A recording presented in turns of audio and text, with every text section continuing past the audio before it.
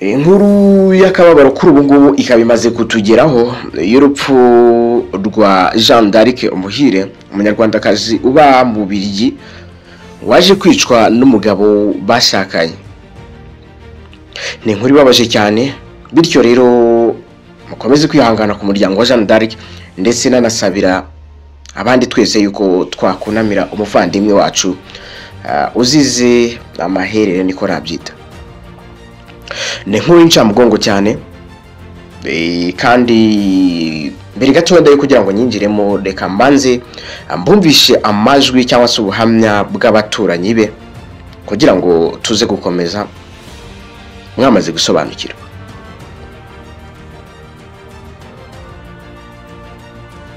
Jeanne d'Arc ni umuturanyi wanjye.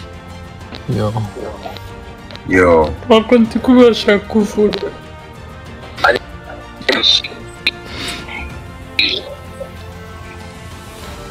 Umuturanyi wanjye.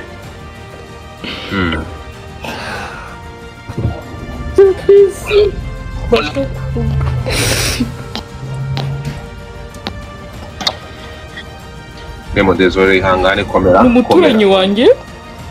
Yego.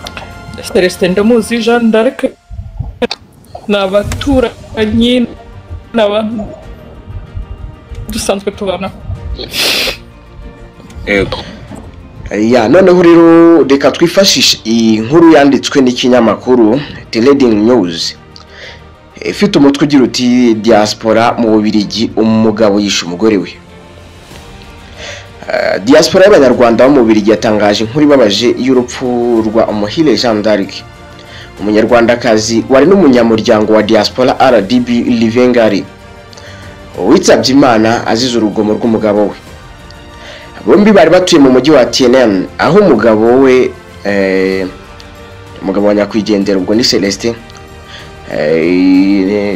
yaje kuba yamwivugana, ubu umurambo ukaba uri mu bubiko bwaho mu gihe hari hategerejwe amakuru arambuye azatangwa n'inzego z'umutekano.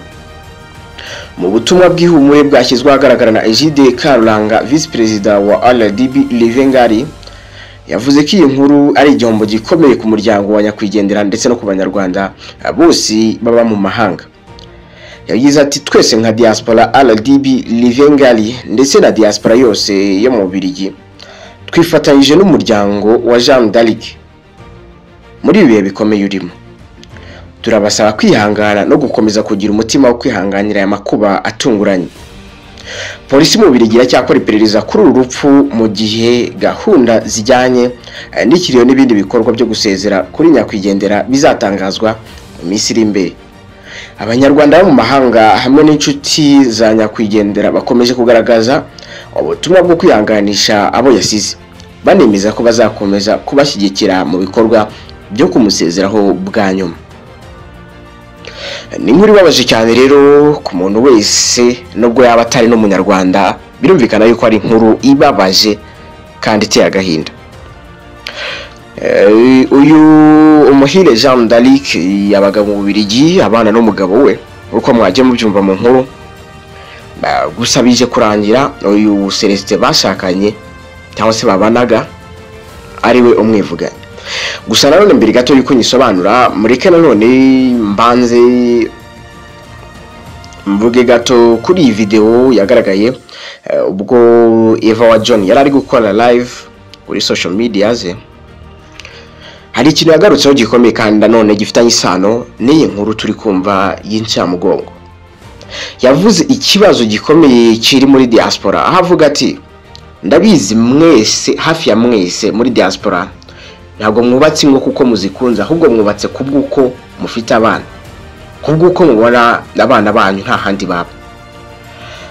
Yakomeje kuvuga ati ni gutu umugabo atinyuka kuba yacyurira umugore we, kuba imiterere y'umubiri we itameze uko ayishaka, avuga turabyibushye, ufite inda nini.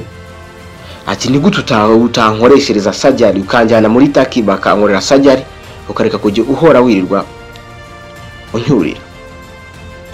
Ati rimwe na rimwe hari naho abagabo badatinya gusanga umugore ari kurya, bakavuga bati ni gute ubundi ikintu kirwa kirya gutya cyabura kuzanira.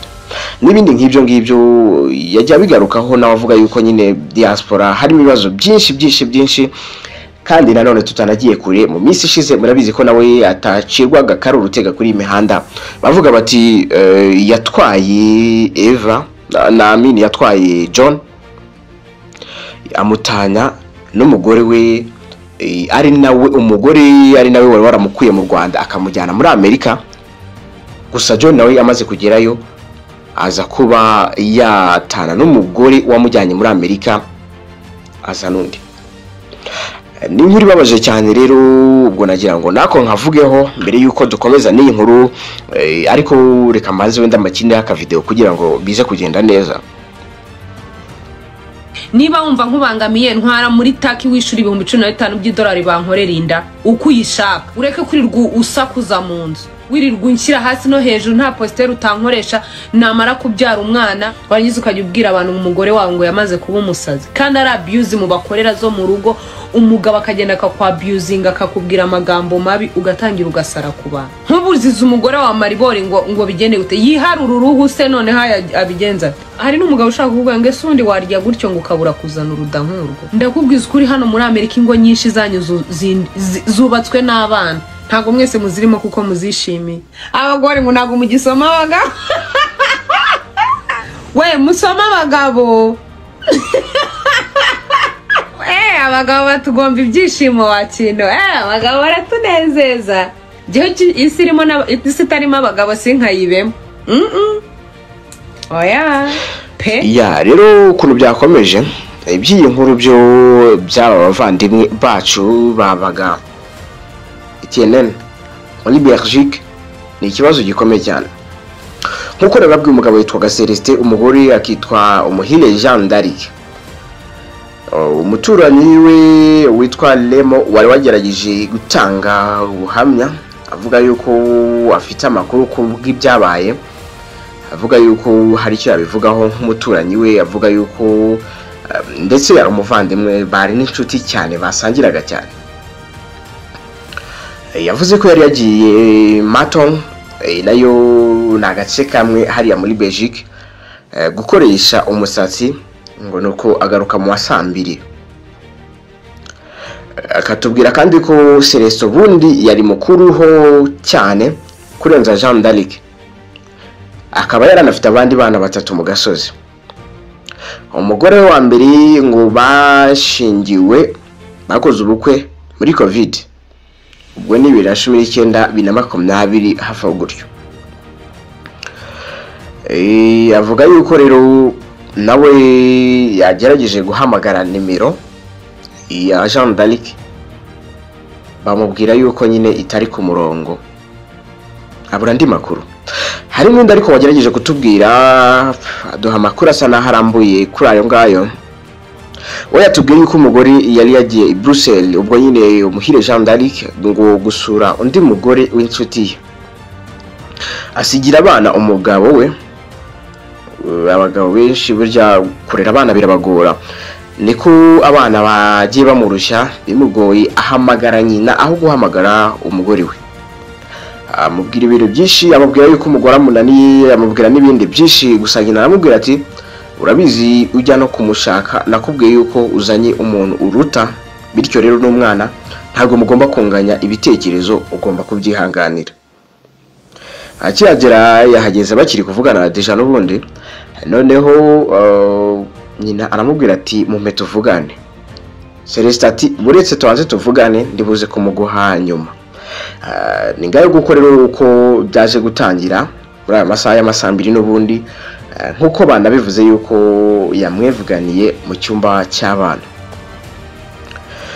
inkuru yatangiye kumenyekana mu rukerera mu masaa 10 gutyo ariko n'ubundi tarakwirakwira ngo abantu bose bayimenye mu gitondo Celestin yabyutse afata abana babajyana mu baturanyi bamubaje bati kucyuzanya abana hano mama wabari ababwira yuko nyina yagiye mu ijoro ryakeye agatinda kugaruka arangije aravuga ati niyo mpamvu nanjye ahubwo nzanya abana hano ahubwo ntihagira umerekeza tujyane kuri polisi tubaze tumenye ngo ese ari hehe mama w'abana? Ubwo urumva we yari yakoresheje uburyo bwo gushaka kubakina, nuko umuturanyi w'umugabo aramuherekeza bajyana mu modoka baragenda. Bakigera kuri polisi yamubwiye amagambo akomeye cyane, yamubwiye ati muzanderera abana njye ntago ndi bugaruke. Ubwo icyo yarashatse kumubwira cyo nuko yari yarishe nyina w'abana, avuga ati muzanderera abana njye n'ubundi giye gufungwa. Gusa n'ubundi nkuko yaragiye kwirega kuri polisi yo mu Bubiligi, nka polisi ndetse n'izindi nzego zose zikora ibijyanye na investigation cyangwa iperereza, ntago barekura umuntu gutyo gusa bacyumva yuko afite icyaha kimeze uko, bose bahita babafata. Ntago babazi nimba yabishe yaba yamwisha ari umwe cyangwa se bafatanyije, ntago babazi nimba hari undi agiriye mu kimbo, ashobora kuza mu kimbo cy'undi wenda bitewe n'indonke atezemo, umuntu ashobora gukora amakosa agasaba undi ko yamugira mu kimbo. Rero kandi icyaha ndi gatozi ko wagikoze, bose babasigaranye. Ni inkuru ibabaje, ni inkuru y'incamugongo, ndetse ikaba n'inkuru y'urukozasoni cyangwa se inkuru igayitse kuri diaspora. Ndumva nta byinshi mfite kwivugaho, ibyo nashaka kubabwira nabibabwiye. Komeze kwihanganisha umuryango wa Umuhire Jeanne d'Arc, ndetse kandi diaspora tubasaba ngo mukomeze kwitonda, kuko ibintu bimaze gusa nkaho birenga, muri kugenda mwumva muri diaspora inkuru imwe iri kuvamo hajyamo indi, ivamo hajyamo indi. Ni ikibazo rero kitoroshye habe namba. Rero naha nsoreje ikiganiro cy'uyu munsi, ntibagire gukanda subscribe ndetse n'akayogera kugira ngo tujye tubana gatanu ku kandi. Mwibutsa kandi ko nyirizina ari ngiye umunyamugu udasanzwe uvoma ku isoko amateka ngasugongera ku muco n'intore ducogora umuhamya w'ibintu n'imigambi. Ndi nyina amatwi mva byose, ndi nyina nyeshanga hose, ndi nkubida gusa ndingana zitanyeganyega, ndi umuganura w'amagambo.